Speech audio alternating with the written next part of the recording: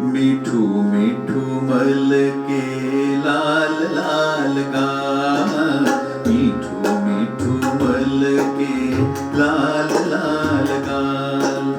पारणे खेले मारो त्रिशलानो लाल, पारणे खेले मारो त्रिशलानो लाल. मिठू मिठू मल के लाल लाल गाल, मिठू मिठू मल के लाल लाल गाल.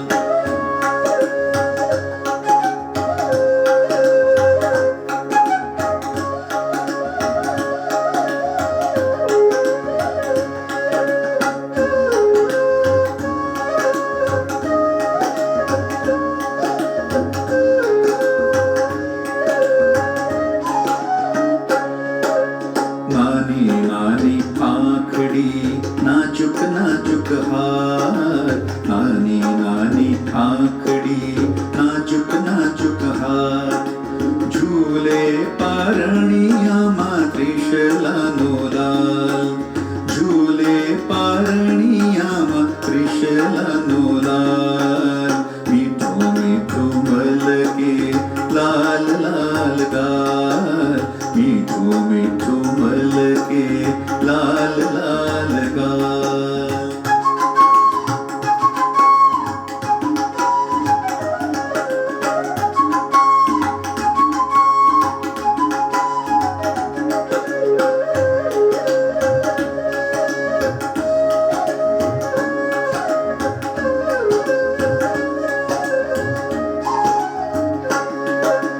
कालू कालू बोले बाळ कुमार, कालू कालू बोले बाळ कुमार.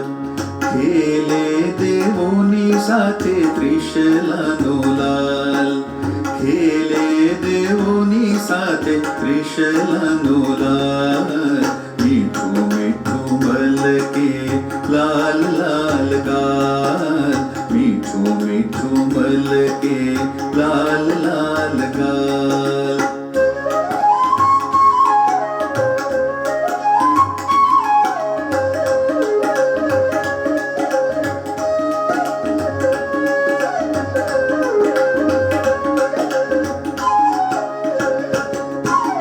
राग नहीं अने द्वेष नहीं, राग नहीं अने द्वेष नहीं.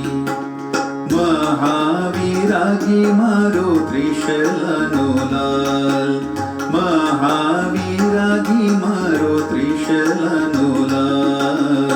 मिठू मिठू मल के लाल लाल गाल, मिठू मिठू मल के लाल लाल गाल.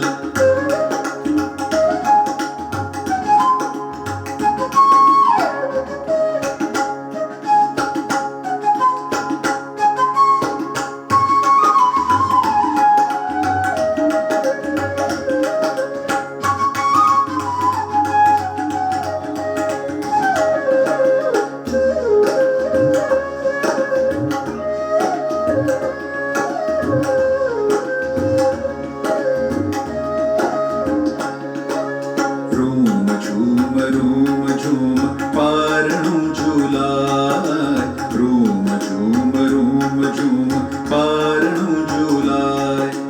ઓઢે છે પારણામાં ત્રિશલાનો લાલ, ઓઢે છે પારણામાં ત્રિશલાનો લાલ.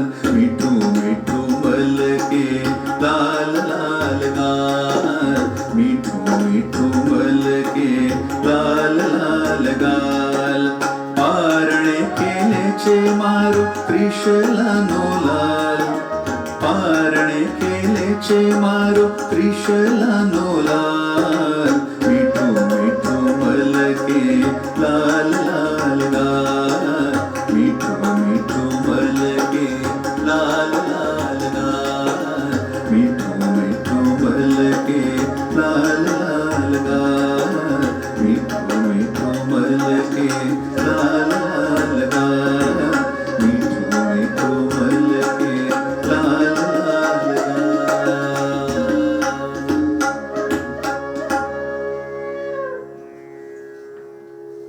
આજે મંગળવાર તારીખ 26મી ઓગસ્ટ 2025. આજના સ્પીકર છે Jwalan Chhaya, who will be speaking to us on ક્ષમા વિરસ્ય ભૂષણમ ઉક્તિ નહીં મુક્તિ. અને આજના પ્રશ્નકર્તા છે હર્ષલ માકડ. હવે હું જ્વલન છાયાનો ટૂંકમાં હું પરિચય આપીશ. તેમણે અત્યાર સુધી કેટલા સુંદર કાર્ય કર્યા છે એ ફેબ્રુઆરી 1996થી 31મી ઓક્ટોબર 1996 સુધી ગુજરાત સમાચાર કચ્છ બ્યુરોના એડિટર હતા. પછી આજકાલ દૈનિક રાજકોટના એડિટર હતા. દિવ્ય ભાસ્કર રાજકોટના એડિટર હતા. દિવ્ય ભાસ્કર અમદાવાદ ખાતે સ્પેશિયલ સ્ટોરી ડેસ્કના ઇન્ચાર્જ તરીકે કામ કર્યું અને ચિત્રલેખાના સિનિયર કોરસ્પોન્ડન્સ તરીકે કામ આપ્યું. આજે પણ ગુજરાત સમાચારમાં હજુ સુધી લેખો અલગ અલગ વિષય પર આપતા રહ્યા છે.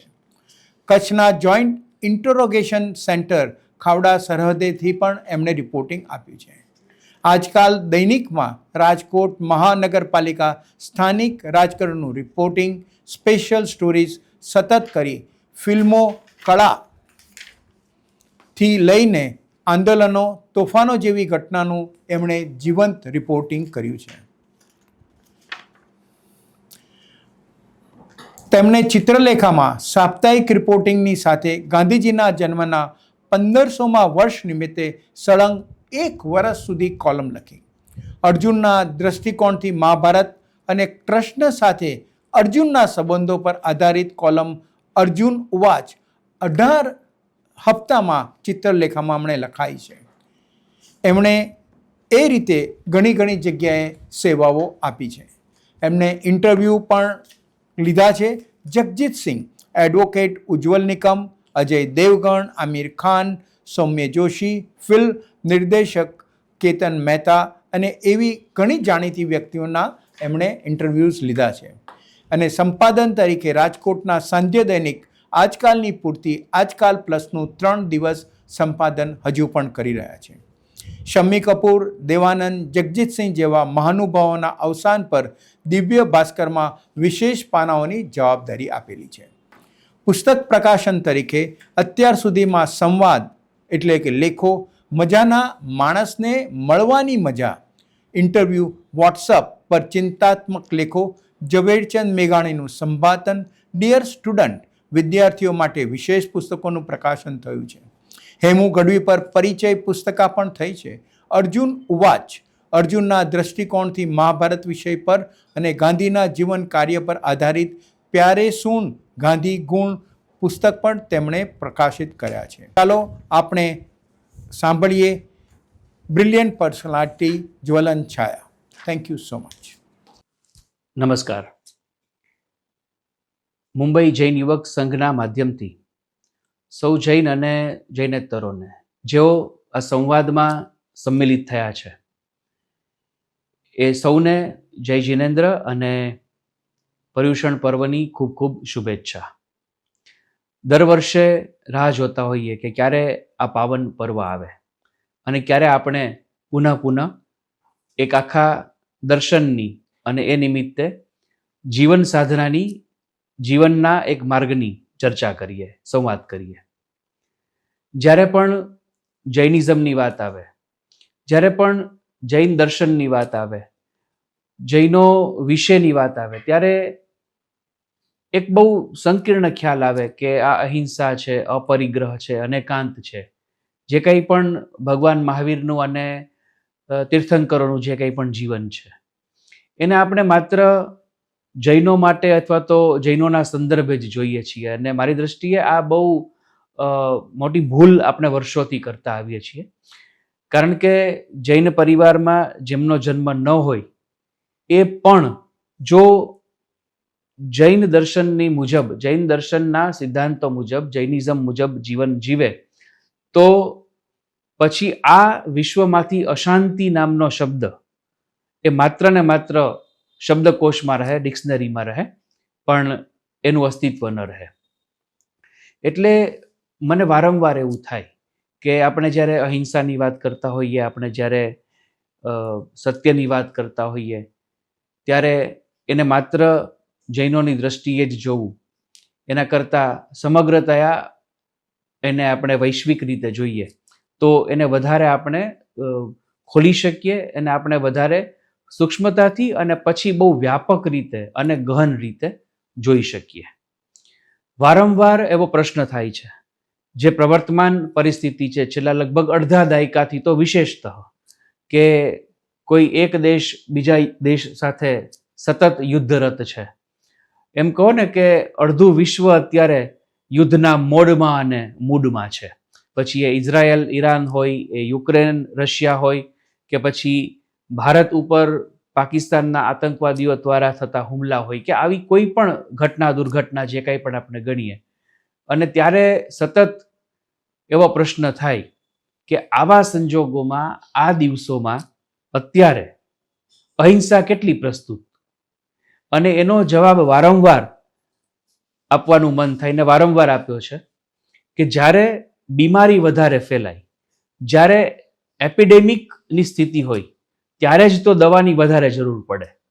એટલે અહિંસાની ચર્ચાની, અહિંસાના સિદ્ધાંતને વધુને વધુ પ્રસ્થાપિત કરવાની સૌથી વધારે જો જરૂર હોય તો એ કદાચ આજના સમયે છે. અને એ જૈન દર્શનનું સૌથી મોટું જેને તત્વ કહી શકાય, કે એ અહિંસાને કારણે કેટલા બધા સામાન્ય જીવો અસામાન્ય જીવન જીવી ગયા, અને કેટલા બધા અસામાન્ય જીવોએ, અસામાન્ય આત્માઓએ, અસામાન્ય લોકોએ આપણને સામાન્યમાંથી અસામાન્યની એક યાત્રા તરફ પ્રેર્યા. આપણે જે એક આત્મીય સંવાદ આજે કરવો છે, એટલા માટે કે આ મુંબઈ જૈન યુવક સંઘનું પ્લેટફોર્મ એ કોઈ ભૌતિક નહીં પરંતુ એક આત્મીય સંવાદનું જ માધ્યમ હંમેશા રહ્યું છે. જ્યારે જ્યારે એકાદ વાર રૂબરૂ આવીને બોલવાનું થયું હોય, કે પછી હવે આ વિજ્ઞાનના માધ્યમથી જ્યારે આપણે આ સંવાદ કરીએ છીએ, ત્યારે હંમેશા એના શ્રોતાઓ, એના ભાવકો, એ બધા સાથે આત્મીયતાથી એક સંવાદ સધાયો હોય એવું સતત આપણને લાગ્યું છે. અને એટલે આ શોધનનું પર્વ, પર્યુષણ એ શોધનના દિવસો છે એવું હંમેશા મને લાગ્યું છે. શોધન એટલે એક તો અંદરથી કંઈક શોધવું, આપણી અંદરથી કોઈ એક ખોજ, એક શોધ કંઈક પ્રગટે, અને એ શોધના અંતે કંઈક આપણને નવું નીપજે. અને શોધન એટલે શુદ્ધિકરણ. એટલે એ પછી ઉપવાસ હોય, કે ધાર્મિક પ્રક્રિયા હોય, કે પછી એ માનસિક સ્તરે થતી કોઈ એક ઉપાસના હોય, એમાંથી આપણું શુદ્ધિકરણ થાય છે.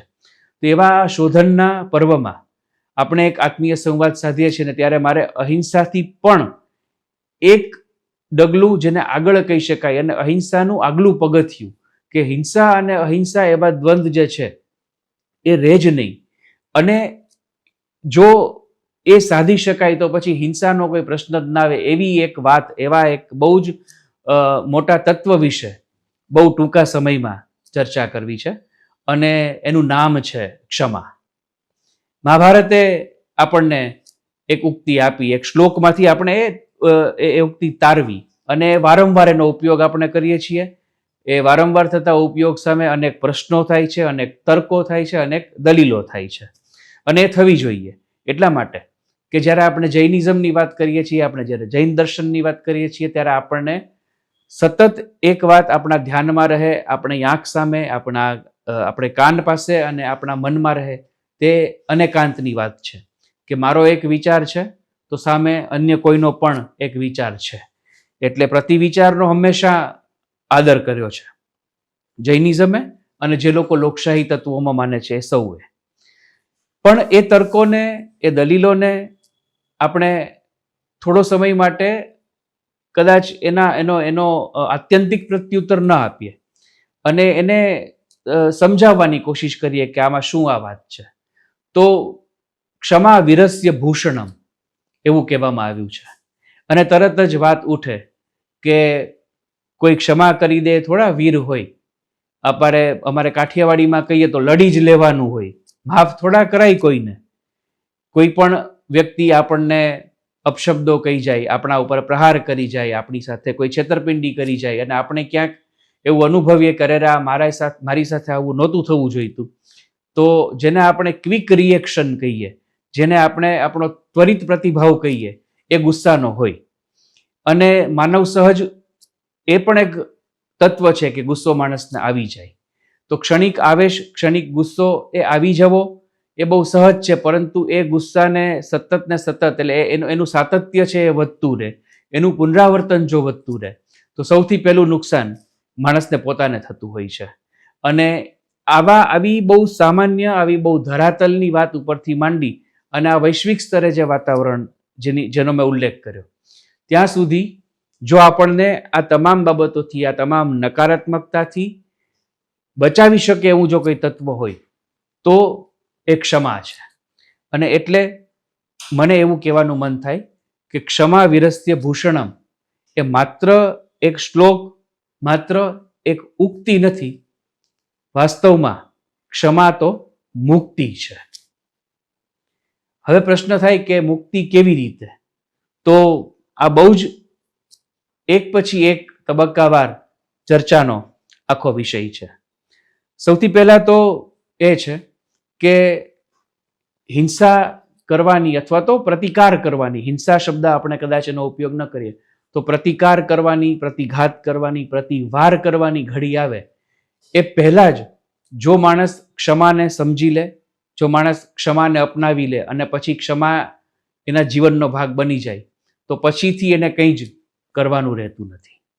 એટલે આ બહુ જ મોટું એવું તત્વ છે જે આપણને હિંસાના દ્વંદ્વથી, હિંસાના અપરાધથી પણ બચાવે છે અને બહુ સુપેરે અને બહુ તાત્કાલિક બચાવે છે.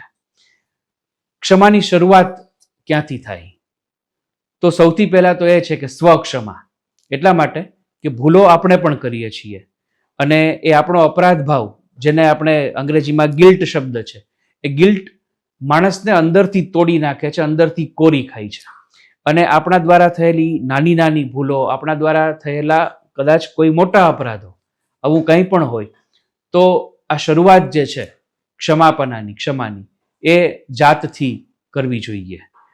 જો વ્યક્તિથી ક્ષમાની શરૂઆત થાય તો એ સમષ્ટિ સુધી પહોંચી શકે અને એના પરિણામો આપણને મળી શકે, આપણને મળ્યા છે. ક્ષમા આપવાથી, ક્ષમા માગવાથી શું થઈ શકે એવા પ્રશ્નો થાય. હું ફરીથી કહું કે ભગવાન મહાવીરે કે પછી કોઈ અન્ય તીર્થંકરે, આપણા મહારાજ સાહેબોએ, આપણા મહાસતીજીઓએ આપણને ક્ષમાનું મહત્વ સમજાવ્યું હોય. જૈન દર્શનમાં, જૈન શાસ્ત્રમાં ક્ષમાનું મહત્વ છે. આપણી પાસે એવા ગ્રંથો પણ છે કે જેમાં ક્ષમાના ઉલ્લેખ છે. એ બધું જ એના સ્થાને બહુ જ મોટું છે, બહુ મહાન છે. પણ સાવ સામાન્ય રીતે, સામાન્ય સ્તરે પણ આપણે વાત કરીએ, જો જૈનિઝમનું માધ્યમ અપનાવ્યા વગર પણ વાત કરીએ, તો ક્ષમા એ ખરેખર સાયકોલોજીકલી, એટલે કે મનોવિજ્ઞાનની રીતે, માનસિક જે કંઈ પણ આખું આપણું શાસ્ત્ર છે એની દ્રષ્ટિએ પણ બહુ જ અગત્યની બાબત છે. એટલા માટે કે આ ક્ષમા કરવાથી અને ક્ષમા માગવાથી માણસ એકદમ હળવો થઈ જાય છે. મેં કદાચ અગાઉ આ પ્લેટફોર્મ ઉપરથી આ વાત કરી છે કે કેમ, પણ હું એનું કદાચ પુનરાવર્તન કરીશ, કારણ કે કેટલાક નવા શ્રોતાઓ જોડાયા હશે, અથવા તો આ વાત એવી છે કે વારંવાર આપણે એને મમડાવે રાખીએ તો પણ આપણા માટે જરૂરી છે. બે ઝેન સાધુ એ પોતાના મઠ પર ક્યાંક જતા હતા, કોઈ વિહાર પર નીકળ્યા હતા, બંને ચાલીને જતા હતા. એ ઝેન સાધુઓ ચાલતા ચાલતા ચાલતા એક નદી કિનારે પહોંચ્યા અને ત્યાં નદી કિનારે એક સ્ત્રી વ્યાકુળ, વ્યગ્ર થઈ અને આમ તેમ આટા મારે, થોડી વાર બેસે, થોડી વાર પાછી ઊભી થાય. અને સાધુઓ પણ ત્યાં ઊભા હતા, કારણ કે નદીમાં પાણીનો પ્રવાહ થોડો વધારે હતો, નદીમાં પૂર હતું. એટલે બેમાંથી એક સાધુએ પૂછ્યું કે બેન, તમે કેમ વ્યગ્ર છો, તમને શું મુશ્કેલી છે? અને એની સાથે જે એનો ગુરુભાઈ હતો, જે એનો સાથીદાર, એ ઉકળી ઉઠ્યો. એ કે આપણે તો આપણા શાસ્ત્રમાં આપણે ગુરુઆજ્ઞા એવી છે કે સ્ત્રી સાથે સંવાદ નહીં કરવાનો, સ્ત્રી સાથે આપણે વાત ન કરીને તું કેમ પેલી સ્ત્રી સાથે વાત કરસ? તો કે ઊભો તો રે ભાઈ, એ સ્ત્રી છે કે પુરુષ છે એ નથી મહત્વનું, એ એક વ્યક્તિ છે, એ છે ને એનું પર્સનહુડ મહત્વનું છે, જેન્ડર નહીં. અને એને કંઈક મુશ્કેલી છે એ સૌથી વધારે મહત્વની છે. એટલે એને પૂછ્યું ને બેને કીધું કે મારું ગામ સામે છે, હું અહીંયા કંઈક કામે આવી હતી, ત્યારે તો નદી સામાન્ય રીતે વહેતી હતી ને પછી કંઈક ઉપરવાસમાં વરસાદ કેવું હશે અને હવે મારે પહોંચવું છે ઘરે, છોકરાઓ ભૂખ્યા હશે, એના પપ્પા કંઈક ખેતી કરીને મજૂરી કરીને આવ્યા હશે ને મારે હજી બધું બાકી છે કામ, અને મારે કેમ પહોંચવું? એટલે આ સંવાદ થયો ને પેલો ભાઈ તો એકદમ ઉકળે કે આવી રીતે વાત ન કરાય, આમ આમ આમ બહુ એ બોલવા માંડ્યો. અને થોડી વાર સુધી પાણીનું પૂર ઓસર્યું નહીં, થોડું ઓછું થયું એટલે પેલા એક જે ઝેન જે સાધુ હતા એણે એ સ્ત્રીને ઉપાડી અને પોતાના ખભે બેસાડી. અને પેલા ભાઈ તો અત્યંત ઉકળી ઉઠ્યા કે તે ગુરુ આજ્ઞાનું આજે પાલન નથી કર્યું, તું ભ્રષ્ટ થઈ ગયો, હું હવે ગુરુને વાત કરીશ, તને હવે મઠમાંથી કાઢી મૂકશે, તને સંપ્રદાયમાંથી કાઢી મૂકશે. બધું ચાલુ હતું. નદીનો બીજો કિનારો આવ્યો અને એ પેલા બેન છે એને સાધુએ મૂક્યા અને આભાર માન્યો અને એ જતા રહ્યા. પછી આ આખો રસ્તો પેલા ભાઈ બોલ બોલ કરે રાખે, આવી મને ખબર નહોતી, હું તારી સાથે કોઈ દિવસ આવત નહીં, આવું ન કરાય, આમ તેમ. બંને પોતાના મઠ પર પહોંચ્યા. જે કંઈ પણ એ લોકોનો આહાર હતો એ થોડો આહાર કર્યો અને ચટાઈ પાથરી ઊંઘવા માટે. ત્યારે પણ પેલા ભાઈ કે આજે આખો દિવસ મારો બહુ ખરાબ ગયો, આજના દિવસ જેવો કોઈ જીવનમાં ખરાબ દિવસ નથી. પછી પેલા સાધુએ પૂછ્યું, જેણે પેલા બેનને ઉચક્યા હતા, કે ભાઈ તું ક્યારનો કંઈક બોલ બોલ કરસ, તને શું સમસ્યા છે? એ કે તું આવું મને પૂછસ શું સમસ્યા છે? પેલી બેનને તે ઉપાડી દે. ઓહો, એની વાત કરે છે કે મેં તો એને નદીના એક કિનારેથી ઉપાડી અને બીજા કિનારે મૂકી દીધા હતા, તું હજી એને ઉંચકીને ફરસ? બસ આપણું બધાનું છે ને પેલા બીજા ઝેન સાધુ જેવું છે.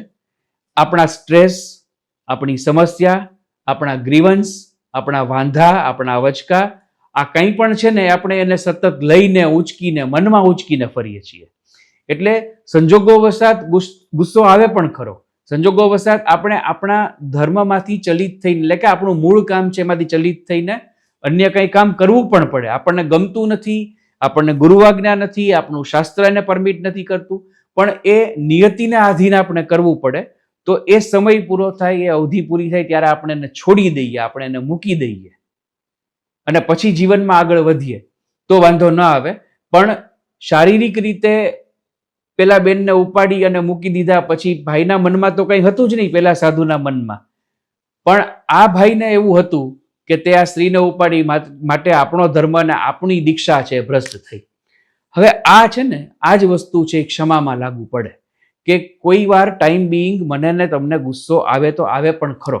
આપણે ક્યાંક કામ કરીએ છીએ, આપણે આપણું કંઈક કામ કરાવવા ગયા છીએ, આપણે રસ્તા ઉપર વાહન લઈને જઈએ છીએ, ત્યારથી માંડીને આપણે જે કોઈ સંસ્થાનમાં છીએ, આપણે જે કોઈ વ્યવસ્થામાં છીએ, ત્યાં કોઈ પ્રકારે કંઈક એવો ગજગ્રાહ થાય, કંઈક એવી ઘડી આવે કે જેમાં આપણે ગુસ્સો આવી જાય તો આવી જાય, પણ પછી સતત એને મનમાં ભરીને રાખવું કે હવે તો હું આને જોઈ લઈશ, હવે તો હું આને પાડી જ દઈશ, ક્યારે લાગમાં આવે એની જ હું રાહ જોઉં છું. આ પરિસ્થિતિ અલ્ટિમેટલી વ્યક્તિને પોતાના માટે વધારે નુકસાનકારક સાબિત થાય છે. અને આવું વિજ્ઞાન સાબિત કરી ચૂક્યું છે કે ક્ષમા ન કરવાથી માણસની પોતાની શું સ્થિતિ થાય. એ વ્યક્તિ અને સામેની વ્યક્તિ વચ્ચેના સંબંધોમાં તો તણાવ આવે જ.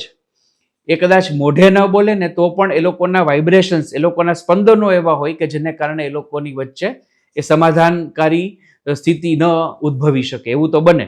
પણ વ્યક્તિ પોતે સતત એ ભાર રાખી અને જીવે અને એને કારણે થઈને એને પોતાને એ વસ્તુ નડે. આ બહુ જ સીધી વાત છે. હું તમને બહુ સાદા ઉદાહરણ સાથે કહું કે આપણે જ્યારે સ્કૂલે જતા ત્યારે આપણે દફતર ઉપાડતા, કે પછી હવે આપણે લેપટોપની બેગ ઉપાડીને આપણે જઈએ છીએ અને રેલવે સ્ટેશન ઉપર કોઈ કુલી હોય તો એ આપણો સામાન ઉપાડી અને એ સ્ટેશન ઉપર ને એમ બધે જાય. અને ત્યારે એની ઉપર 2 કિલોનો કે 20 કિલોનો એક ભાર હોય. એ ભાર હોય જ્યારે એ હળવો થાય એના ડેસ્ટિનેશન ઉપર, આપણે આપણી લેપટોપ બેગ મૂકીએ કે આપણે આપણું બેગ મૂકીએ ત્યારે આપણે એમ કહીએ છીએ, હાશ આજે તો થાકી ગયા. આ ભાર જેમ આપણે મૂકીએ અને જેમ હળવા થઈએ, એવી જ રીતે જ્યારે આપણે કોઈને ક્ષમા કરીએ છીએ ત્યારે આપણે હળવા થઈએ છીએ. એટલે આ ક્ષમા વિરસ્ય ભૂષણમ, એની સામે એવા સવાલ થાય કે વીરોનું નહીં, આ તો કાયરોનું કામ છે. જે કાંઈ ન કરી શકે એ માણસ પછી છેવટે ક્ષમા કરી દે. મારું જરાક આ વાક્યને ફેરવીને કહેવાનું થાય છે કે કાંઈ ન કરી શકે એ માણસ ક્ષમા કરે એવું ન હોય, પણ એકવાર જે માણસ ક્ષમા કરી દે ને પછી એને બીજું કંઈ કરવાનું રહેતું જ નથી. પછી એને કાંઈ જ ન કરવાનું રહે. પછી એ પોતાના જીવનની શાંતિમાં, આનંદના લોકમાં, આનંદના આલોકમાં પ્રવેશી શકે. અને આ ક્ષમાનું, માફ કરવાનું, માફી આપવાનું સાધન છે.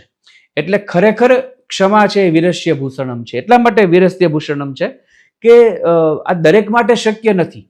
એટલા માટે કે સામાજિક પ્રતિષ્ઠાનો સવાલ આવે, સેલ્ફ ઈગોથી માંડી અને આજુબાજુની ઘણી બધી પરિસ્થિતિ એમાં ભાગ ભજવે કે આપણે માફ કરી દઈએ એ તો બરાબર, પણ પછી કોકને શું લાગશે કે આ ભાઈ તો ઢીલા પડી ગયા, આને તો મૂકી દીધું, આને તો આખી વાત જવા દીધી. આ બધી જ બાબતોને થાળે પાડીને પણ આપણે જ્યારે કોઈને ક્ષમા કરીએ ત્યારે એ ખરેખરી ક્ષમા હોય છે. અને એ ક્ષમા કરવાથી સૌથી પહેલી રાહત એ ક્ષમા કરનારને પોતાને થાય છે. એટલા માટે કે આપણે કેટલો બધો ભાર રાખીને ફરતા હોઈએ છીએ કે આ મળે ત્યારે હું એને આમ કહી દઈશ, તે દિવસે મને એને વોટ્સઅપમાં આવો મેસેજ કર્યો હતો, તે દિવસે ગ્રુપમાં એ રાજકીય પક્ષ વિશે આવું લખ્યું હતું, આ વ્યક્તિ વિશે એને આવું લખ્યું હતું, હવે તો આમ લાગમાં આવે ને એટલી વાર છે. આવું આપણે કરતા હોઈએ છીએ.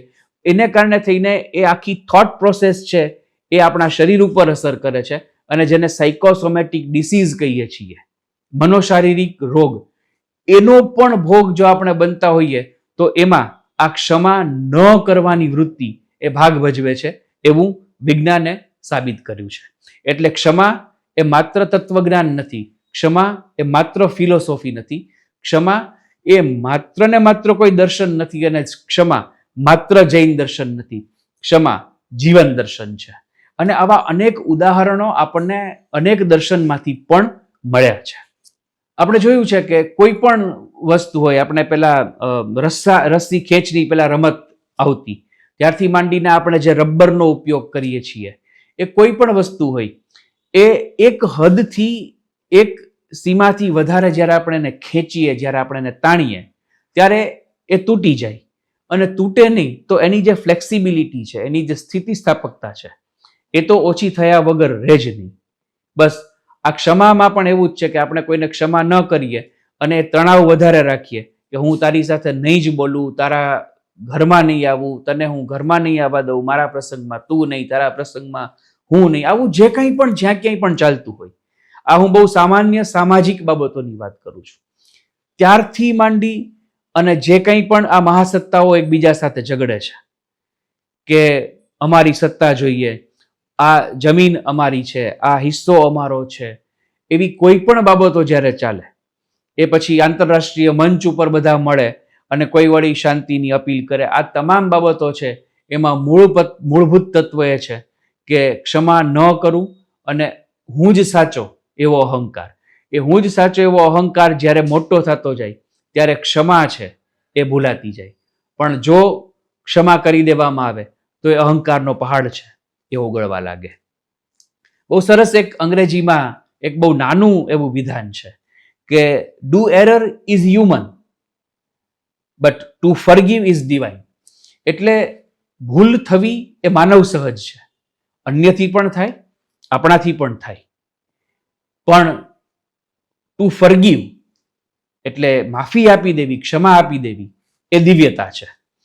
હવે આપણામાં એ પેલી માનવ સહજ જે બાબત છે એ તો પડેલી જ છે કે કાં તો આપણે ભૂલ કરશું, કાં આપણી સાથે કોઈ એવું વર્તન કરશે કે જે આપણને નહીં ગમે.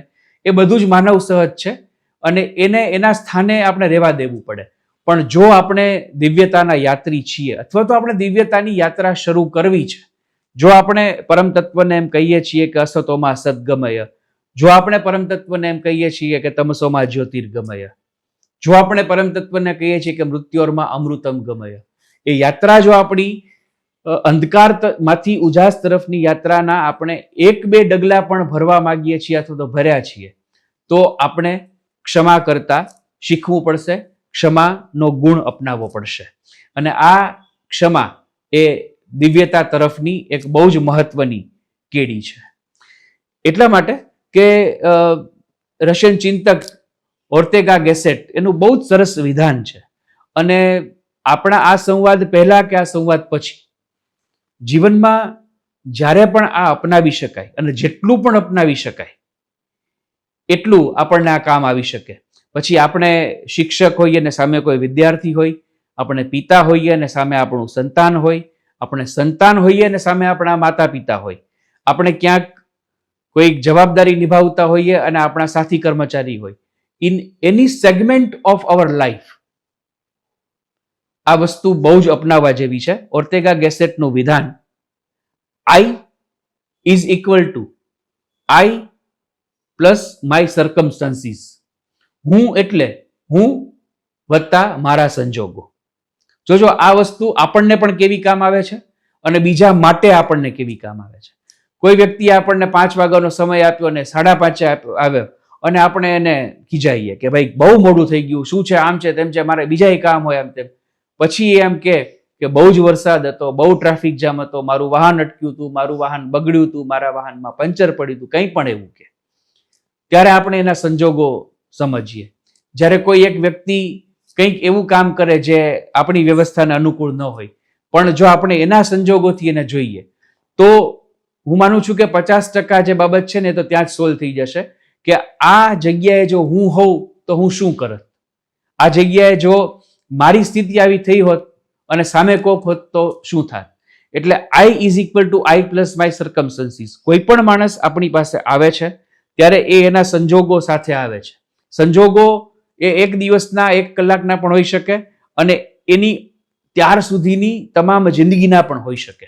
એટલે કે એનો ઉછેર, એનું વાતાવરણ, એની આસપાસના લોકો, આ બધાથી એ માણસનું બાહ્ય વ્યક્તિત્વ ઘડાયું હોય અને પછી જ્યારે આપણી સામે આવે ત્યારે આપણને કંઈ એમ લાગે કે આનું વાણી વર્તન આના બરાબર નથી, તો ત્યારે આપણે આ વાત જો યાદ આવે કે he is equal to his or Har plus their circumstances, તો આપણે એ વાતને વિસરી જઈએ. અને આ જ વસ્તુ માની લો કે કદાચ આપણે એની ઉપર કોઈ એક ગુસ્સો કરી દીધો, આપણે એની સાથે કોઈ એક અયોગ્ય વર્તનની સ્થિતિમાં મુકાઈ ગયા, તો પણ આપણા પણ આખરે તો સંજોગો જ હતા. આપણને એવો ઈરાદો નહોતો કે આવે ત્યારે આપણે એને ખીજાઈ લઈએ, આપણે એની સાથે કંઈ ઝઘડો કરીએ, એવું કંઈ જ નહોતું. પણ એ આપણા પણ સંજોગો હતા કે આપણે એને ખીજાઈ લીધું. તો આઈ is equal to I plus my circumstances. આ ક્ષમાનું એક અલગ પ્રકારનું અને છતાં અગત્યનું રૂપ છે. હવે મને કહો, આમાં ક્યાં એવી વાત આવી કે માત્ર જે જૈન હોય એ જ ક્ષમા કરે, માત્ર જૈનિઝમની જ વાત છે એ ક્ષમા છે? કોઈ પણ વ્યક્તિ કોઈ પણ ધર્મમાં, કોઈ પણ દેશમાં, પૃથ્વીના કોઈ પણ ભાગ ઉપર જન્મે, એનામાં ક્ષમાનો ગુણ હોય તો આ પૃથ્વી બહુ રૂડીરૂપાળી થાય. જ્યારે પણ યુદ્ધની ચર્ચા થાય, જ્યારે પણ હિંસાની ચર્ચા થાય, ત્યારે એક આખો મોટો બહુ વર્ગ છે કે એમ કે ના ના એવું કંઈ હોય જ નહીં, અહિંસા જેવી કોઈ બાબતને અનુસરવું નહીં, ક્ષમા જેવી કોઈ વાત નહીં, એ તો ખાંડા ખખડાવી જ લેવાના. હવે જેને ઈશ્વરે, કુદરતે, ભગવાને, જેને પણ આપણે માનીએ છીએ ઓલમાઇટી, એને રચેલી આ સરસ મજાની સૃષ્ટિ, આટલા બધા સરસ મજાના પર્વતો, આવી ખળખળ વહેતી નદીઓ, આવા ઘૂઘવતા સમુદ્રો, આવા વિવિધતા ભર્યા પુષ્પો, એની સાથે જેને પ્રેમ હોય ને એ આવું નહીં કે. એટલા માટે કે યુદ્ધ 2 દેશ વચ્ચે થાય કે 2 વ્યક્તિ વચ્ચે થાય, અલ્ટિમેટલી આખી એક એનર્જી ખોરવાય છે અને એને કારણે થઈને નુકસાન સૃષ્ટિને થાય છે. જે માણસ સૃષ્ટિને અને એના માધ્યમથી ઈશ્વરને અને ઈશ્વરના માધ્યમથી સૃષ્ટિને પ્રેમ કરે છે ને ક્યારેય યુદ્ધ નહીં ઝંખે, એ ક્યારેય હિંસા નહીં ઝંખે, એ ક્યારેય હિંસાનો સમર્થક નથી. એટલા માટે કે સામસામી હિંસા થાય, કોઈ એક દેશ, કોઈ એક વર્ગ જીતે, બીજો વર્ગ હારે, પરાજિત થાય, તેમ છતાં અલ્ટિમેટલી પ્રકૃતિ છે એ તો પરાજિત જ થાય છે. અને એટલા માટે થઈને જેને આપણે આખું એક, જેને કોસ્મિક લીલા એમ કહીએ છીએ, જેને આખું એક કોસ્મેટિક, આખું જે કોસ્મિક જે આખી એક પરંપરા છે, એક પ્રક્રિયા છે, એમાં પણ ખાંચો પડે એ આવા નેગેટિવ વાઇબ્રેશન્સથી પડે છે. અને એટલા માટે શક્ય એટલું કોઈ પણ વ્યક્તિને શક્ય એટલું જલ્દી જો આપણે ક્ષમા કરી દઈએ, આપણી જાતથી માંડી અને સામેની વ્યક્તિને, તો એ આખી બાબતનો બહુ સારી રીતે નિવેડો આવી શકે છે. ક્ષમા મોઢેથી અપાઈ જાય. ઘણીવાર એવું બને કે સે સોરી એવું કોઈ કહે એટલે આપણે મનથી ઈચ્છીએ કે ન ઈચ્છીએ પણ સોરી કહી દઈએ, પણ સોરી કહ્યા પછી એ ભાર તો પાછો એમને જ રહે, કાં તો ઓલાએ કીધું એ ભાઈ વચ્ચે પડ્યા એટલે બાકી હું કઈ સોરી કહું નહીં, મારો નેચર એવો નહીં, તને તો ન જ કહું. અહીંયા સુધીની આપણી માનસિક અવસ્થા હોય છે. પણ હૃદયથી જો ક્ષમા કરી દેવામાં આવે કોઈને, તો એ તમામ પ્રકારના ભાર છે એ હળવા થઈ જતા હોય છે. અને આપણે ત્યાં પ્રાણિક હિલિંગ નામની એક પદ્ધતિ છે, જેને યોગ પ્રાણાવિદ્યા એમ પણ કહે છે, જે ઉર્જાની મદદથી, એટલે કે આ વિશ્વમાં બ્રહ્માંડમાં વ્યાપેલી ઉર્જાને કેન્દ્રિત કરીને, એને વિવિધ રંગોમાં કેન્દ્રિત કરીને, એને વિવિધ અંગોમાં આપણા જે કંઈ પણ ચક્રો જે છે શરીરના, એ ચક્રોને જાગૃત કરીને એનું હિલિંગ, એટલે કે આપણી સારવાર એ શાસ્ત્ર કરે છે, જેને આપણે સપોર્ટિવ મેડિકલ થેરાપી કહીએ છીએ. એમાં આખું ક્ષમાનું એક શાસ્ત્ર છે કે કોઈ માણસ કંઈ પણ રીતે બીમાર ન હોય, એટલા માટે કે આપણે તો આ જન્માંતરની પ્રક્રિયામાં પણ એક દર્શન આપણું છે એ માને છે. એટલે આપણને એમ થાય કે મેં તો આનું કંઈ બગાડ્યું નથી, મેં કંઈ ખોટું નથી કર્યું, છતાં મારે આવું ભોગવવાનું. તો એ સંચિત કર્મો જે કંઈ પણ છે, જેની આપણને ખબર જ નથી અને આપણાથી કોઈ દુભાઈ ગયું છે, આપણે ચાલતા હોઈએ અને કોઈ એક જંતુ છે એ આપણા પગ નીચે આવીને કચડાઈ ગયું છે, આવું કંઈ પણ થયું હોય, એ તમામ કર્મોની માફી માગવાનું એક આખું શાસ્ત્ર છે. અને એક ક્ષમાપના, એક ક્ષમા સાધના કરવાથી ઋણાનુબંધ છે એને કારણે થઈને ઊભા થતા કોન્ફ્લિક્ટ છે, ઋણાનુબંધ એ સકારાત્મક પરિણામ પણ આપે અને સાથે એની કેટલીક નેગેટિવ ઇફેક્ટ્સ પણ હોય. કોઈક આપણી પાસે માગતું હોય તો આપણી પાસે ઉઘરાણી કરે વિવિધ પ્રકારે, તો એ જ્યારે થતી હોય ત્યારે આ ક્ષમા સાધના એ પણ બહુ કામ આવે છે. અને એટલે દરરોજ રાત્રે આપણને કંઈ ખબર નથી, આપણે આજે કોઈની સાથે ઝઘડા છીએ નથી છીએ, અથવા તો ખબર છે કે આજે તો મારે કોઈની સાથે કાંઈ ઝઘડો નથી થયો, નથી હું રસ્તામાં કોઈ ટ્રાફિક હતો ત્યારે કોઈની સાથે હું ઝઘડ્યો, કે નથી હું મારી ઓફિસમાં કોઈની સાથે ઝઘડ્યો, નથી હું મારા બિઝનેસ હાઉસમાં કોઈની સાથે ઝઘડ્યો, છતાં સમસ્ત વિશ્વની અને નાનામાં નાના જીવની માફી માગી અને જો આપણે ઊંઘીએ તો આપણને બહુ શાંતિથી ઊંઘ આવે છે અને આપણા આત્મા સુધી એની અસર પહોંચે છે. એટલા માટે ક્ષમા જરૂરી છે ને એટલા માટે એ વીરનું ભૂષણ છે. અને ક્ષમા આપવી એ તો વીરનું ભૂષણ છે જ, કારણ કે મેં જેમ કહ્યું તેમ બાહ્ય સંજોગો એમાં ભળતા હોય છે. પણ ક્ષમા માગી લેવી ને જાહેરમાં, I am sorry, I am responsible for this situation, આવી કબૂલાત, આવું કન્ફેઝન. હવે જો આ આપણે તો આપણા શાસ્ત્રમાં છે ને કબૂલાતનું પણ બહુ મહત્વ છે. સ્વીકાર કરી લેવો, અપરાધ સ્વીકારી લેવો, એનું પણ બહુ મહત્વ છે.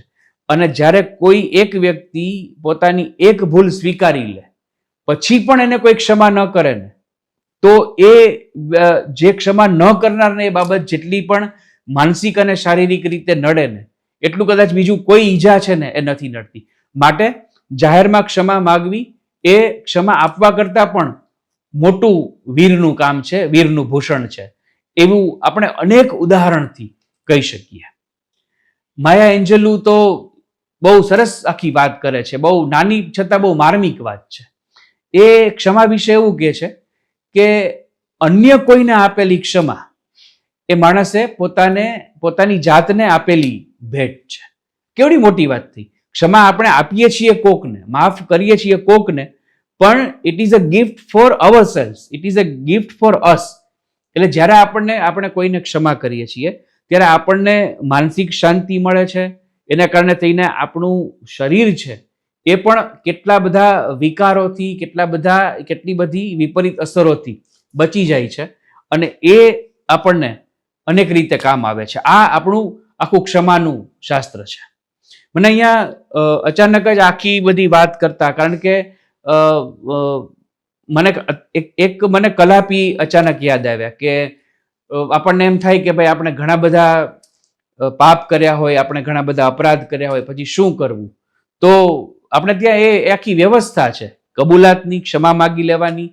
એ પછી આપણને એ દર્શન છે એ આપણી લોક પરંપરામાંથી જે આખી વાર્તા આવી છે જેસલ તોરલની, એ આમ તમે જુઓ તો જેસલ અને તોરલની જે આખી વાત છે, જેસલ જાડેજા અને સતી તોરલ, એમાં આખું કન્ફેશન જ છે કે મેં તો 5-20 મોરબંધા માર્યા. અને પછી એ તોરલ દે એમ તો કે છે કે ભાઈ પાપ તારું પ્રકાશ જાડેજા, ધર્મ તારો સંભાળજે, તારી બેડલીને બુડવા નહીં દઉં. એકવાર કબૂલી લઈશ અને એ માર્ગે બીજી વાર નહીં જા તો કોઈ તારવા માટે આવશે. આ કેવડી મોટી, આ બહુ ઊંચી ફિલોસોફી છે, જેને આપણને સૌ લોક પરંપરાના ગીતમાં અને એ વાતમાં અને પછી એના દ્વારા ફિલ્મમાં પણ મળી છે. અને આપણા કલાપી તો એવું કે લાઠીના રાજા અને આપણા કવિ કે હા પસ્તાવો વિપુલ ઝરણું સ્વર્ગથી ઉતર્યું છે, પાપી તેમાં ડૂબકી દઈને પુણ્યશાળી બને છે. તમે જુઓ, કલાપીને પણ જીવદયા સાથે જોડી શકાય. એણે કહ્યું કે એ પંખીની ઉપર પથ્થરો ફેંકતા ફેંકી દીધો. આ કેટલી બધો એનો અફસોસ છે. એ કબૂતરોને ઉદ્દેશીને એમ કે છે કે રે પંખીડા સુખથી ચણજો, ગીતવા કાઈ ગાજો. એક અનુકંપા એના મનમાં હતી અને એમણે એવું કહ્યું છે કે હા પસ્તાવો વિપુલ ઝરણું સ્વર્ગથી ઉતર્યું છે. એટલે આ પસ્તાવાનું જે વિપુલ ઝરણું છે, થઈ ગયેલી ભૂલ માટેનો જે એક પસ્તાવો છે, એ આખરે તો વિપુલ ઝરણું છે, સ્વર્ગથી ઉતરેલું ઝરણું છે. અને પાપી એમાં ડૂબકી દઈ અને પુણ્યશાળી બને છે. પણ એના કરતા એક સ્ટેપ આગળ મને એક યાદ આવે છે, અજય દેવગણ અભિનીત અને પ્રકાશ ઝાની ફિલ્મ અપહરણ. આ અપહરણ જોવા જેવી, એટલે કે મને ગમેલી એક ફિલ્મ છે.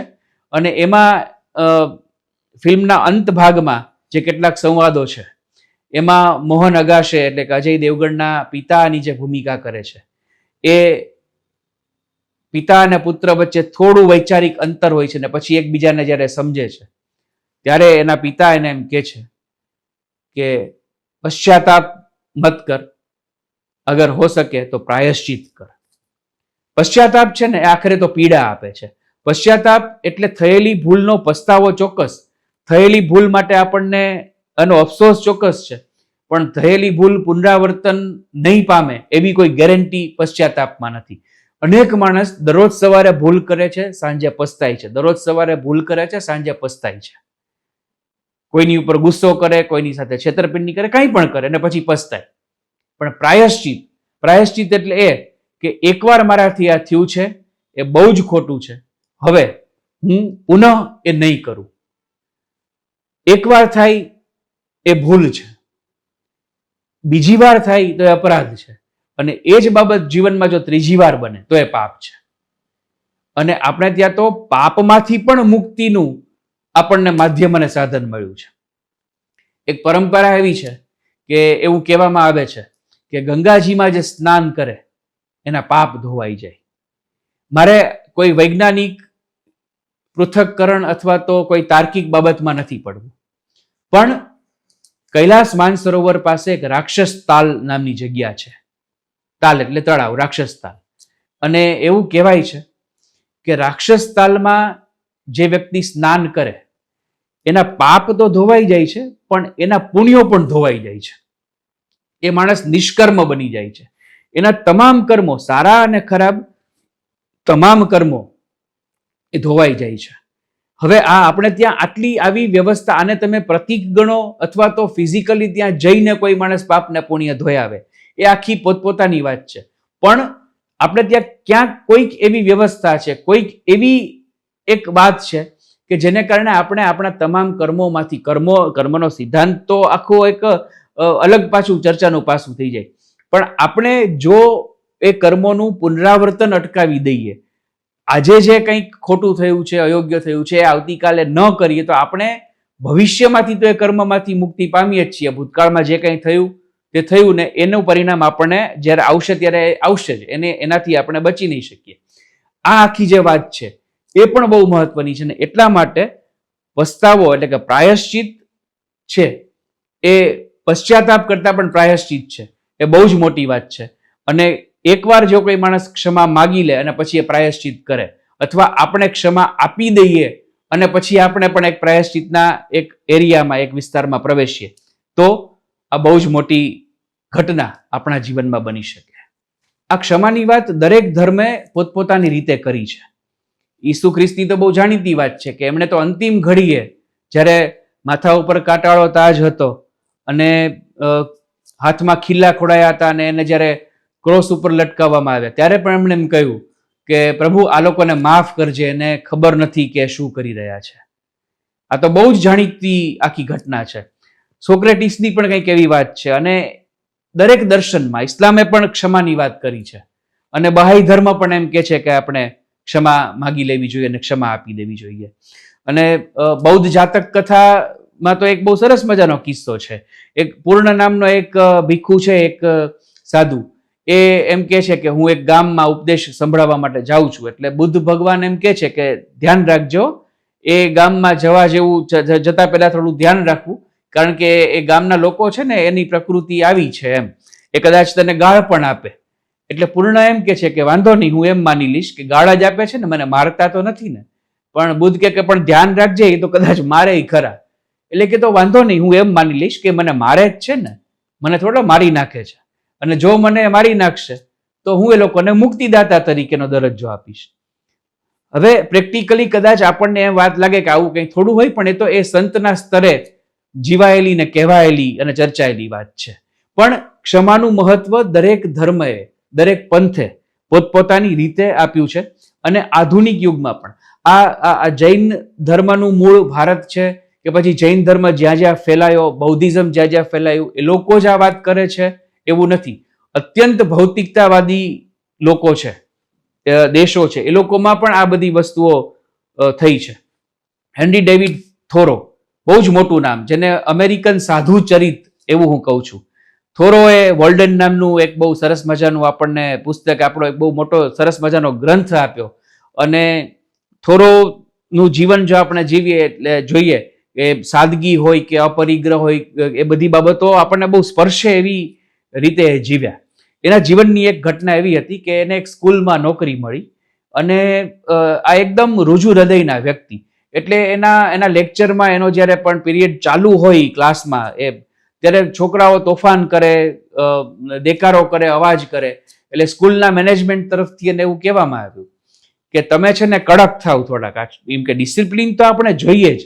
એટલે બાળકો તોફાન કરે તો તમારે એમ કે એ લોકોને વારવા, જરૂર પડે તો મારવા.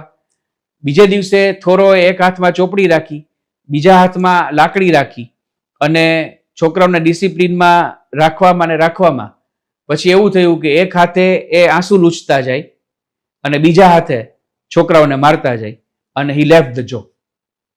આ ક્ષમાની વાત, આ અનુકંપાની વાત, સમાનુભૂતિની વાત અમેરિકામાં પણ છે. ને એ જ અમેરિકામાં રોબર્ટ એનાઇડ નામના એક વ્યક્તિએ ઇન્ટરનેશનલ ફર્ગિવનેસ ઇન્સ્ટિટ્યૂટની સ્થાપના કરી હતી.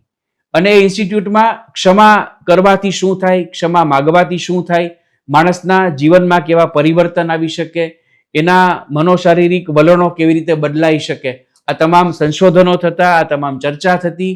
અને એના વિશે એક બહુ મોટી વ્યાપક આખી પ્રચાર ઝુંબેશ એમણે ચલાવી. તો સ્ટેનફર્ડ યુનિવર્સિટીના ડોક્ટર ફ્રેડ લુસ્કીને લર્નિંગ ટુ ફર્ગિવનેસ નામનું એક આખું પુસ્તક આપ્યું છે. આ બહુ જ મોટી વાત છે. માફ કરતા પણ પાછું શીખવું જોઈએ. આપણને બહુ મને એક મજાનો એક બહુ શેર યાદ આવે કે મરીઝ સાહેબનો, કે એવી તો બેદિલીથી મને માફ ના કરો, એવી તો બેદિલીથી મને માફ ના કરો, હું ખુદ કહી ઉઠું કે સજા હોવી જોઈએ. એટલે માફી પણ ગરિમા સાથે આપવાની હોય. કોઈને આપણે ક્ષમા કરીએ છીએ તો એની ઉપર દયા નથી ખાતા. ક્ષમા કરીએ છીએ તો પ્રેમથી એને વળાવીએ છીએ કે જા, હવે હું અને તું આ બાબતમાંથી એકબીજાથી મુક્ત. એ ક્ષમાની પણ એક ગરિમા જળવાય, એ જરૂરી છે. એટલે લર્નિંગ ટુ ફર્ગિવનેસ નામનું એક આપણે પુસ્તક પણ અમેરિકામાંથી મળે છે. અને એ પછી સમાજશાસ્ત્ર હોય, તત્વજ્ઞાન હોય, મનોવિજ્ઞાન હોય, એ બધા જ લોકો છે એ ક્ષમાનો મહિમા કરે છે. બીજી સૌથી મહત્વની વાત, જે આપણે હવે સમાપન તરફ જઈએ ત્યારે, કે કોઈ વાતને ભૂલવાથી, કોઈ વાતને ભૂલી જવાથી આપણે હળવા થઈએ, આપણે હળવા રહીએ. ભૂતકાળને વારંવાર વાગોડ્યા કરવો, આણે મને આમ કર્યું હતું, આણે મને આમ કર્યું. સારી ક્ષણોને આપણે વાગોડે કે આપણે પ્રવાસમાં ગયા હતા, આપણે ગયા વર્ષે દિવાળી આમ ઉજવી હતી, આમ કર્યું હતું. પણ જીવનમાં બનેલી ખરાબ ઘટનાઓને, ખાસ તો કોઈના તરફથી આપણને જે કંઈ પણ કદાચ આપણને લાગ્યું હોય કે અન્યાય થયો છે, અવહેલના થઈ છે, અવગણના થઈ છે, આવું કંઈ પણ થયું હોય, તો એને અતિક્રમીને, એને પાછળ છોડીને, તમે જુઓ આપણે જ્યારે વાહનમાં જઈએ છીએ ને ત્યારે પણ આગળનો જે કાચ છે કારમાં, એ જ મોટો છે. પેલો જેને આપણે રિયર વ્યૂ કહીએ છીએ, એ કાચ બહુ નાનો છે. એટલે આપણને ખાલી ભૂતકાળ તો માર્ગદર્શન આપવા માટે જ છે કે ભાઈ પાછળથી એક વાહન આવે છે, જોજો આપણે સાઈડમાં લઈ લઈએ, ભટકાઈ નહીં. આપણો ભૂતકાળ પાછળથી ધસમસતો આવે ને ત્યારે આપણે આપણું વાહન સાઈડમાં લઈ લેવું, ભૂતકાળને આગળ નીકળી જવા દેવું. અને આ ભૂતકાળમાં સૌથી મોટી વસ્તુ એ છે કે ક્ષમા. એટલે આપણને યાદ આવે કે ઓહો 5 વર્ષ પહેલા તો આમ થયું હતું, તો એ ઘટનાને એ વાતને આપણે આગળ જવા દેવી અને આપણું વાહન આપણે સાઈડમાં તારવી લઈએ તો અનેક પ્રકારના અકસ્માતોથી બચી શકીએ. સુજાતા મહેતા અભિનીત બહુ પ્રખ્યાત નાટક ચિત્કાર, પછી તેના ઉપરથી ફિલ્મ પણ બની અને એનો એક સંવાદ છે. એટલે આમ તો એક જ શબ્દનો સંવાદ છે, બધું ભૂલી જવાનું, ભૂલી જવાનું, ભૂલી જવાનું. એટલે આ ફર્ગિવનેસની સાથે ફર્ગેટ પણ જો થઈ શકે, ખરાબ વસ્તુઓ જીવનની ભૂલી જવાની, તો એ ક્ષમા છે એ આપણી વધુ ને વધુ સોનેરી બની શકે. એટલા માટે કે કોઈએ કરેલા અપમાન, કોઈ સાથે થયેલા ઝઘડા બધું આપણા મગજમાં, આપણા મનને, આપણા મગજને ઓક્યુપાઈડ કરે છે. હું ને તમે હવે છેલ્લા 2 દાયકાથી તો આ સ્માર્ટફોન સાથે જીવતા થઈ ગયા, આપણા પરિવારનો એ હિસ્સો છે.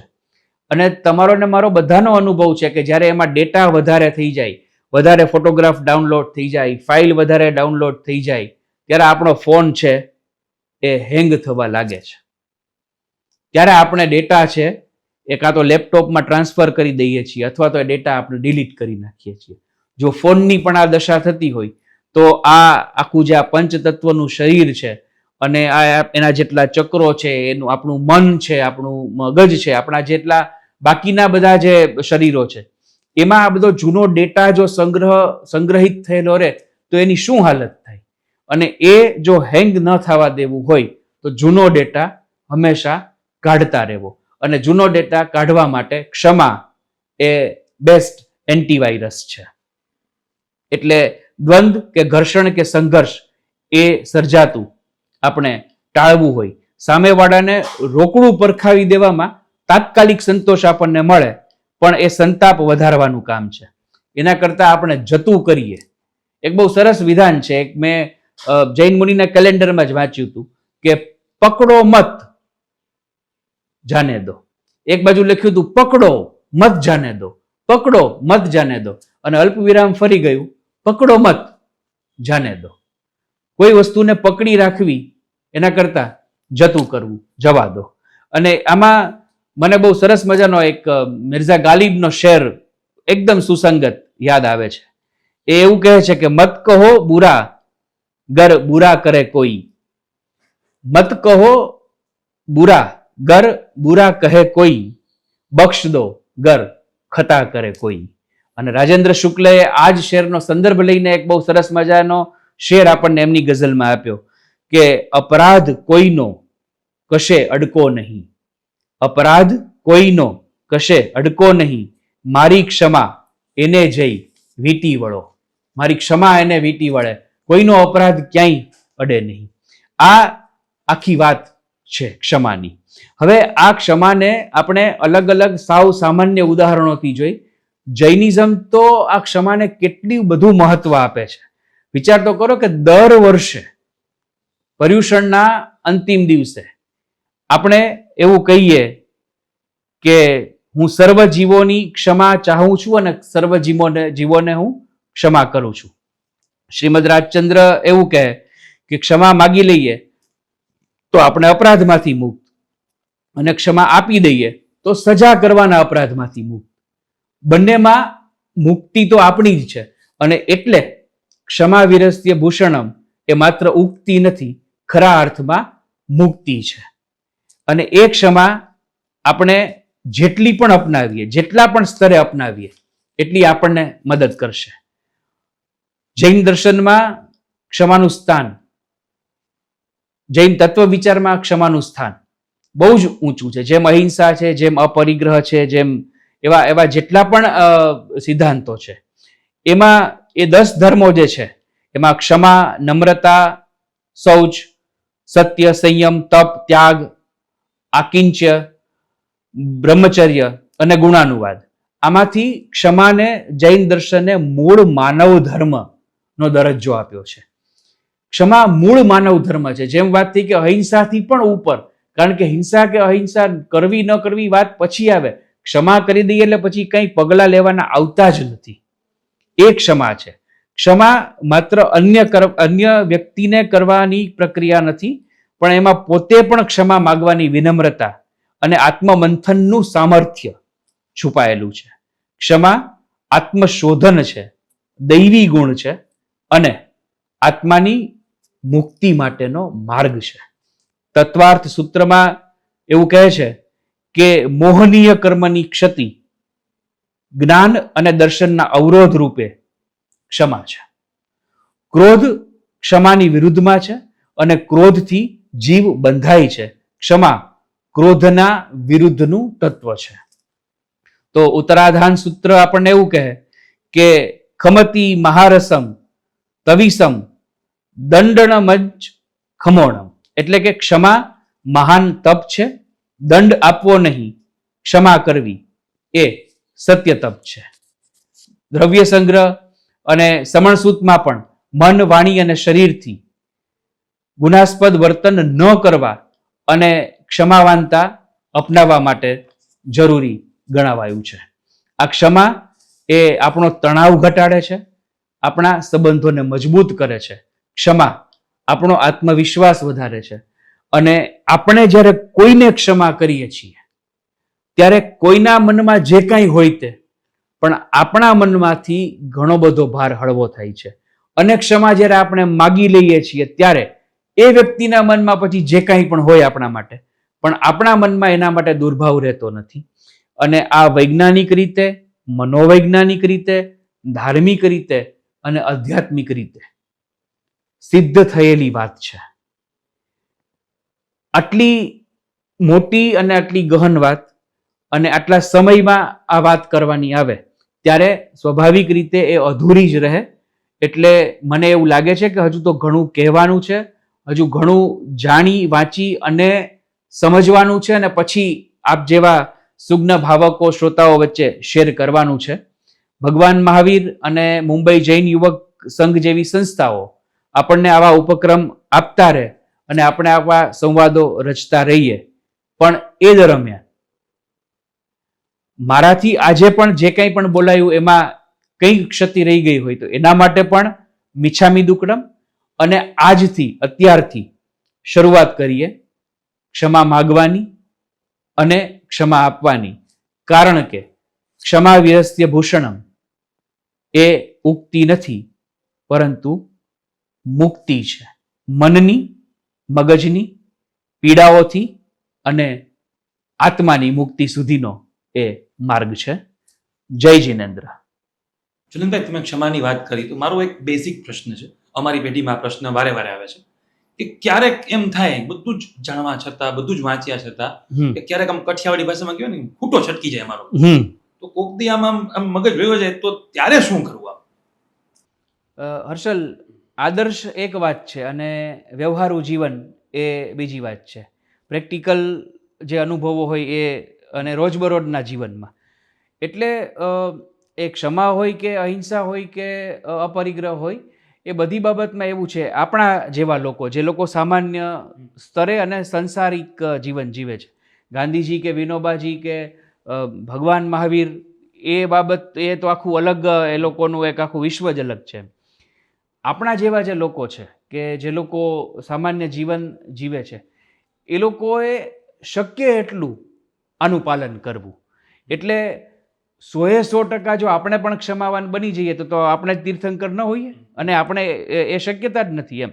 પણ જેટલું પણ બની શકે એટલું આ અપનાવવું. એટલે સૂરજ ના બન પાએ તો બન કે દીપક ચલતા છે. જેટલું અજવાળું આપણામાં પ્રગટે એને આ છે ને આખી ગ્રેજ્યુઅલ પ્રોસેસ છે. કોઈ માણસ એક જ દિવસમાં ક્ષમાવાન ન બની જાય.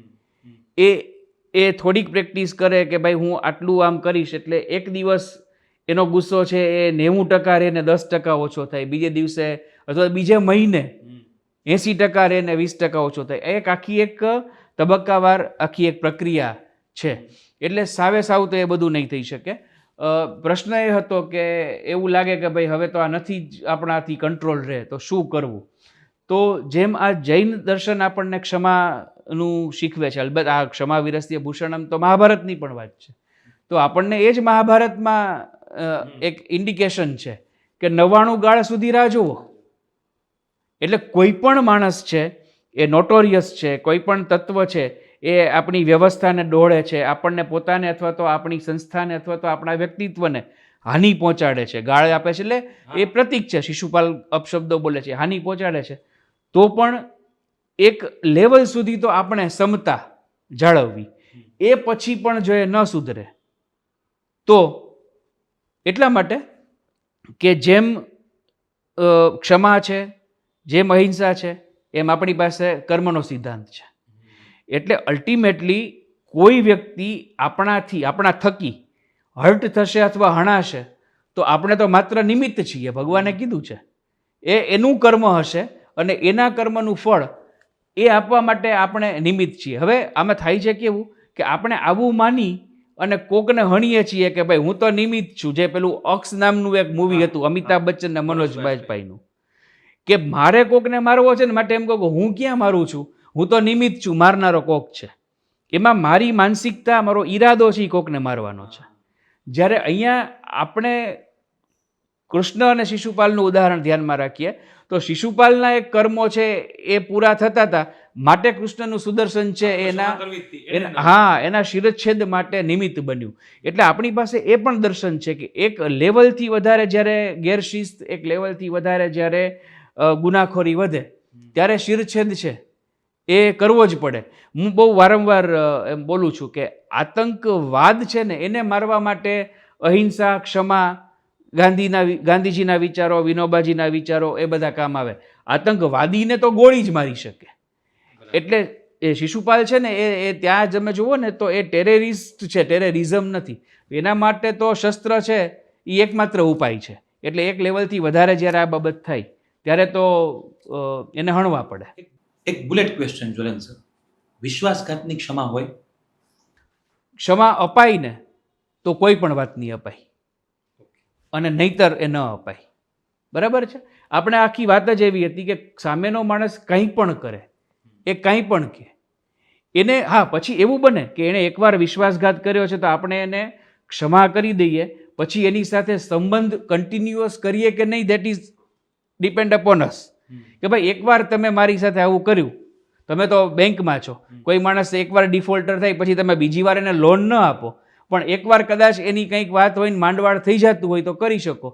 એમ વિશ્વાસઘાત થયો છે, આપણી સાથે થયો છે. જો આપણે ખરેખર ક્ષમાના સિદ્ધાંતને પચાવ્યો છે, જો ખરેખર આપણે ભગવાન મહાવીર કે ગાંધીજી કે વિનોબાજી કે આવા કોઈ પણ મહાપુરુષને અપનાવ્યા છે તો એકવાર આપણે એને ક્ષમા કરી દઈએ કે ભાઈ હશે તે મારી સાથે આવું કર્યું, આઈ ફોરગીવ યુ, હવે આપણે બે સંપર્કમાં ન આવીએ. એટલે સંબંધ છે એ તૂટી શકે એ પછીથી, કન્ટિન્યુઅસ ન રહે. અથવા તો લીગલ કોઈ પગલાં પણ ભરવા પડે તો એ પાછી આખી અલગ પ્રોસેસની વાત થઈ, પણ આપણે એને ક્ષમા તો કરી જ શકીએ, વિશ્વાસઘાતની પણ ક્ષમા કરી શકીએ. એટલા માટે કે હું તમને આ વસ્તુનો બીજી રીતે પણ સમજાવું એમ કે આપણે કોઈને ક્ષમા કરવા માગીએ છીએ પણ આપણી સિસ્ટમ ન પણ કરી શકે. એટલે માની લ્યો કે કોઈ એક આતંકવાદી હુમલો થયો અને વ્યક્તિ તરીકે કોઈ માણસ એમ માને છે કે ક્ષમા કરવાથી, અહિંસાથી આ બધી પ્રશ્નો ઉકેલ આવી શકે. જો કોઈ ઓથોરિટી, કોઈ સરકાર એવું માને કે આપણે આને ક્ષમા કરી દઈએ તો વાત જુદી છે, પણ કોઈ માણસ સૈનિક છે તો એ ક્ષમાનો સિદ્ધાંત ત્યાં ન અપનાવી શકે. એને તો ફાયરિંગ કરવું જ પડે, પણ એ ફાયરિંગ શું છે? ભગવાને ભગવદ્ ગીતામાં કીધું છે એનો સ્વધર્મ છે. મારા ઘરે કોઈ માણસ આવી ચોર અને ચોરી કરે છે અને જો હું એને મારું છું તો એ મારા સ્વાર્થ માટે હું એને મારું છું, પણ મારા ઘરે આવેલા ચોરને પકડીને પોલીસ મારે છે તો પોલીસ એના નોકરીના ભાગરૂપે મારે છે. મારું કર્મ બંધાય છે, હું કોઈને પ્રહાર, મારું એક કર્મ એ છે કે મેં ક્યાંકથી કોક દિવસ કોકનું કંઈક ચોર્યું હશે એટલે મારે ત્યાં ચોર આવ્યો છે. તો ક્ષમાનો સિદ્ધાંત એમ કે છે કે ચોરને જવા દેવો અને આપણે આપણા ઘરની સલામતી વધારવી. પણ પોલીસમાં આપણે ફરિયાદ કરે ને પોલીસ જો ચોરને મારે તો એ પોલીસનો સ્વધર્મ છે, પોલીસને એ કર્મ અડતું નથી. જ્યારે આપણે સ્વધર્મ કરીએ છીએ, હું મારા વ્યવસાયમાં કંઈક કરું, તમે તમારા વ્યવસાયમાં કરો, ને વ્યવસાયના ભાગરૂપે જો એ વસ્તુ થાય છે તો એ આપણો સ્વધર્મ છે. તકલીફ ત્યાં થાય છે કે આપણે આપણા સ્વાર્થને સ્વધર્મ માની અને કોઈ કૃત્ય કરીએ છીએ અને પછી એમ કહીએ છીએ કે હું તો નિમિત્ત છું, કરવાવાળો તો ભગવાન છે. એટલે વિશ્વાસઘાતની પણ ક્ષમા થઈ શકે અને આપણે ઘણીવાર કોકને ક્ષમા ન કરી શકીએ જો આપણા સ્વધર્મના ભાગરૂપે એવું હોય તો આપણને એનો દોષ લાગતો નથી.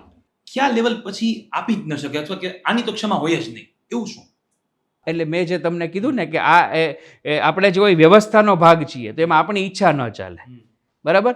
બાકી જો આપણે સંપૂર્ણપણે આપણી જ વાત કરીએ તો કોઈ પણ સ્તરે ક્ષમા થઈ શકે.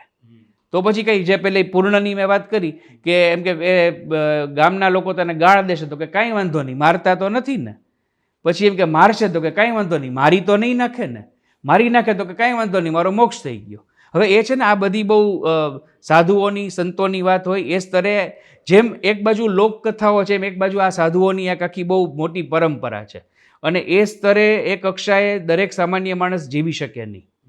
પણ એટલે તો તીર્થંકર તીર્થંકર છે, સાધુ સાધુ છે, સંત સંત છે, અને આપણે છીએ. સ્વીકૃતિનો ભાવ આવી જાય ને, જો સ્વીકૃતિ, મોરારી બાપુ એવું કહે છે કે સ્વીકૃતિ આપણી પ્રકૃતિ બને ને તો બધા સંતાપો છે ને એ વિરામ પામે. એટલે એક લેવલ પછી ક્ષમા આપણે ન પણ કરી શકીએ. જો ક્ષમાવાન માણસ મૂળથી હોય તો એ કોઈ પણ લેવલે ક્ષમા કરી શકે.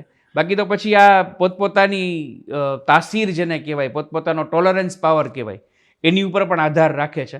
પણ આજે શરૂઆત કરશું ને તો કાલે ક્યાંક પહોંચી શકશું. આજે મંગળવાર 26મી ઓગસ્ટ 2025. આજના સ્પીકર હતા શ્રી જ્વલન છાયા. એમનો સબ્જેક્ટ હતો ક્ષમા વિરસ્ય ભૂષણમ, ઉક્તિ નહીં મુક્તિ. કેટલો સુંદર subject. And look at his oratory and depth of the subject in which he has taken up. We would also like to thank Prashnakarta Harshal Makad on this occasion, who has done a brilliant presentation and taken the questions and answer in a really brilliant way and moved forward. Thank you very much, Harshal bhai. Thank you. નમસ્તે. શાળા અમારી વહાલી માવડી, તેના અમે બધા બાલુડા હોજી. મારું નામ વસાવા દિશાર્થ છે. હું શ્રીરામ આશ્રમ શાળામાં પહેલા ધોરણથી અભ્યાસ કરું છું. મારા પિતા નથી. આ જોઈને આ શાળાએ મને પ્રાથમિકતા આપી, મને પ્રવેશ આપ્યો. આ શાળામાં મને મારા વાલીની કમી મહેસૂસ થતી નથી. મારી શાળાના સમગ્ર શિક્ષકો ખૂબ જ પ્રેમાળ છે અને ખૂબ જ સારું શિક્ષણ આપે છે અને અમને સારી બાબતો શીખવાડે છે. મારી શાળા ખોખરામર ગામની સીમ વિસ્તારમાં આવેલી છે. તેમાં ધોરણ 1 થી 8ના આંતરિયાળ વિસ્તારના આદિવાસી સમાજના બાળકો અભ્યાસ કરે છે. મારી શાળા ખૂબ જ સુંદર છે અને મને ખૂબ જ ગમે છે. મારી શાળાની ચારે બાજુ હરિયાળી છે અને મારી શાળામાં સુંદર બગીચો પણ છે, જેમાં સુંદર સુંદર ફૂલો છે. મારી શાળામાં સફાઈનું વિશેષ ધ્યાન આપવામાં આવે છે. મારી શાળામાં વનભોજન, પ્રદર્શન, વાલી સંમેલન, વિશેષ દિનોની ઉજવણી અને સાંસ્કૃતિક કાર્યક્રમો જેવી ઘણી પ્રવૃત્તિઓ થાય છે. આમ મારી શાળા એ મારું ઘર છે. અસ્તુત. જય જિનેન્દ્ર.